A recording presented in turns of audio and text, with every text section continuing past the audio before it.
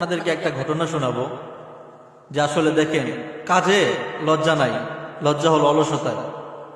আল্লাহ হাবিব সাল্লাল্লাহু আলাইহি ওয়াসাল্লাম যখন সাহাবীদেরকে মক্কা থেকে মদিনায় হিজরত করার নির্দেশ দিলেন, তখন অনেক সাহাবী হিজরত করে মক্কা থেকে মদিনায় যাচ্ছে। তো আল্লাহ রাসূল যে মুহাজির সাহাবীরা হিজরত করে যেতেন, মদিনায় যে আনসার সাহাবীরা ছিলেন তাদেরকে বলতেন যে তোমরা তাদেরকে সাহায্য করবা, তাদের দেখাশোনা করবা, তাদের খাওয়া দাওয়ার দায়িত্ব তোমরা নিবা।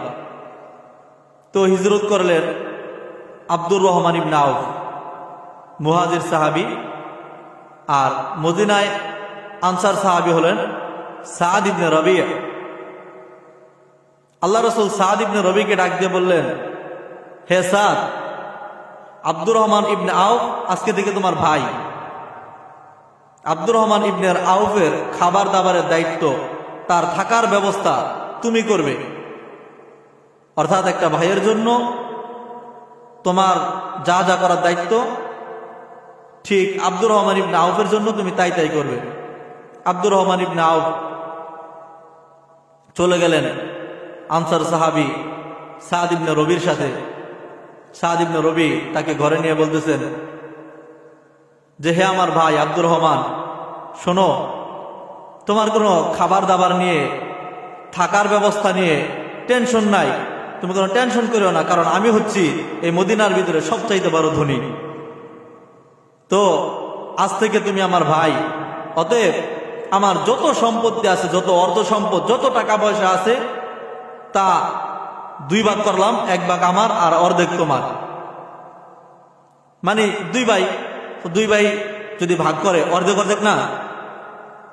তো সাদ ইবনে রবি বললেন যে আব্দুর রহমান, তুমি তো আমার ভাই, তা আমার যে সম্পদ আছে সব সম্পত্তির অর্ধেক তোমার, অর্ধেক আমার।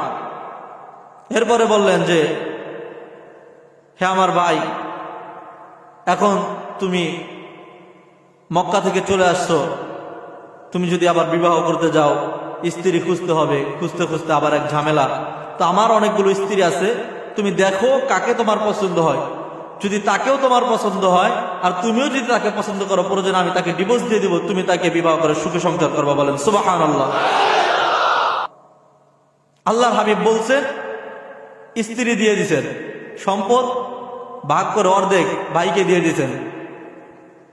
কিন্তু দেখেন আব্দুর রহমান ইবনে আউফ তিনি বলতেছেন, হে সাদ ভাই আমার, তুমি যে আমাকে বলছো এতে আমি খুশি, আমি তোমার সম্পদও চাই না, তোমার স্ত্রীও আমার লাগবে না, তুমি শুধু আমার জন্য এতটুকু কষ্ট করো, আমাকে দেখিয়ে দাও যে মদিনার বাজারটা কোন জায়গায়। সাদ ইবনে রবি বলতেছেন যে এই যে সামনেই তো মদিনার বাজার, এই এখান দিয়ে গেলেই মদিনার বাজার। তো আব্দুর রহমান ইবনে আউফ মদিনার বাজারে গেলেন। বাজারে যেয়ে অল্প কিছু পনির আর মিষ্টি কিনে, দোকান থেকে কিনে সে ফুটপাতে বসে বিক্রি করলেন। এরপরে কিছু লাভবান হলেন, আবার আরেকটু বেশি কিনলেন, আবার বিক্রি করলেন, লাভবান হলেন। এভাবে কেনা বেচা করতে করতে এক মাসের মাথায় তিনি মদিনার সবচাইতে বড় ধনী হয়ে গেছেন। পড়েন সুবহানাল্লাহ।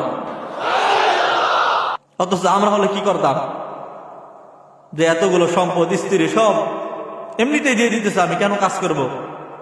অথচ সাহাবীদের শিক্ষা হলো, আল্লাহ রাসূলের শিক্ষা হলো, অলস থাকা যাবে না, বসে বসে খাওয়া যাবে না।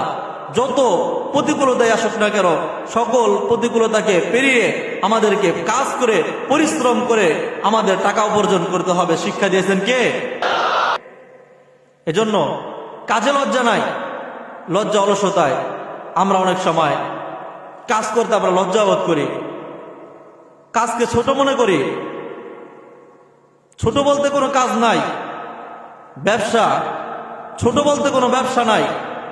কাজ যদি সেটা হালাল হয়, ব্যবসা যদি সেটা হালাল হয়, আপনি কোনো দিকে না থেকে হাড় ভাঙা পরিশ্রম করেন, অল্প দিনের ভিতরে আপনাকে ওই ব্যবসার মাধ্যমে, ওই ছোট্ট কাজের মাধ্যমে ধনী বানিয়ে দেবেন একজন। তিনি কে?